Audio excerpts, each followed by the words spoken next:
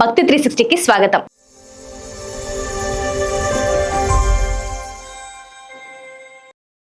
తిరుమలలో ప్రతిరోజు శ్రీవారిని మొదట దర్శించేదెవరు?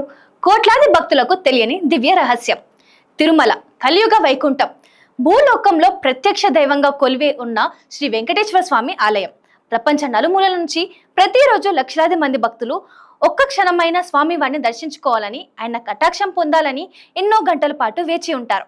ఒక్కసారి శ్రీవారిని కనులారా దర్శించుకుంటే చాలు, జన్మ ధన్యమవుతుందని భావించే భక్తులు ఎందరో.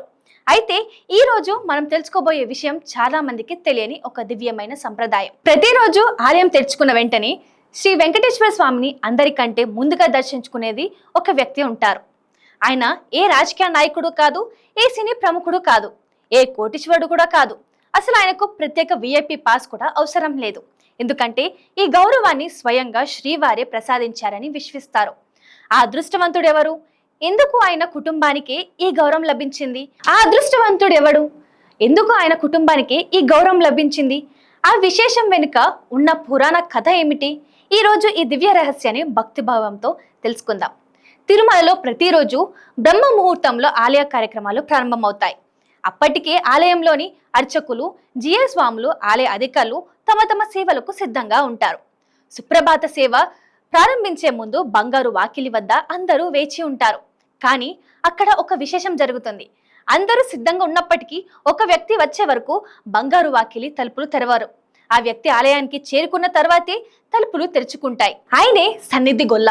ఈ పేరు చాలా మందికి వినిపించి ఉండవచ్చు, కానీ ఆయన సేవ వెనుక ఉన్న మహిమ మాత్రం అందరికీ తెలియదు. సన్నిధి గొల్ల అనేది ఒక వ్యక్తి పేరు కాదు, అది తరతరాలుగా కొనసాగుతున్న ఒక పవిత్రమైన సేవ. గొల్ల వంశానికి చెందిన ఒక కుటుంబం శతాబ్దాలుగా ఈ బాధ్యతను నిర్వర్తిస్తుంది. ప్రతిరోజు ఉదయం సంప్రదాయ వస్త్రధారణలో భక్తి భావంతో శ్రీవారి సేవ కోసం ఆలయానికి చేరుకుంటారు. బంగారు వాకిలి తెరుచుకున్న తర్వాత అందరికంటే ముందుగా లోపలికి ప్రవేశించి శ్రీవారిని మొదట దర్శించుకునే భాగ్యం వారికే లభిస్తుంది.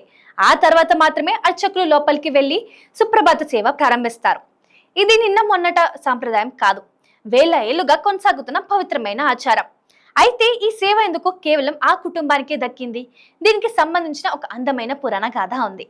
పురాణాల ప్రకారం శ్రీ మహావిష్ణువు వెంకటాద్రిపై స్వయంభూగా వెలిసిన కాలంలో ఆ ప్రాంతంలో ఒక ఆవు ప్రతిరోజు ఒక చీమల పుట్ట దగ్గరికి వెళ్లి తన పాలను స్వయంగా దారపోసేదంట. ఆ ఆవు యజమాని ఆశ్చర్యపోయేవాడు. ఒకరోజు గొల్లవాడు దానిని వెంబడించి చూశాడు. ఆవు పాలను నేలపై కాచడం చూసి కోపంతో దాన్ని కొట్టేందుకు గొడ్డలిని ఎత్తాడని చెప్తారు. అయితే ఆ సమయంలో ఆ ఆవును రక్షించేందుకు స్వయంగా శ్రీహరి ప్రత్యక్షమయ్యారని పురాణ కథనం. గొడ్డలి దెబ్బ స్వామివారి శిరస్సుకు తగిలిందని విశ్వసిస్తారు. అది చూసిన గొల్లవాడు తీవ్ర పశ్చాత్తాపంతో స్వామివారి పాదాలపై పడి క్షమాపణ కోరాడు. అప్పుడు భక్తుని పశ్చాత్తాపం చూసి శ్రీవారు, నీ తప్పును నేను క్షమించాను. భవిష్యత్తులో నేను తిరుమలలో శ్రీ వెంకటేశ్వర స్వామిగా కొలువై ఉంటాను. ప్రతిరోజు నన్ను ముందుగా దర్శించుకునే అదృష్టం నీ వంశానికే దక్కుతుంది అని వరం ఇచ్చారని పురాణ విశ్వాసం. అప్పటి నుంచి సన్నిధి గొల్ల సంప్రదాయం ప్రారంభమైందని చెప్తారు. ఈ విశ్వాసాన్ని నేటికి తిరుమలలో అత్యంత గౌరవంతో కొనసాగిస్తున్నారు. ఇక్కడ మరో ఆసక్తికరమైన విషయం కూడా ఉంది.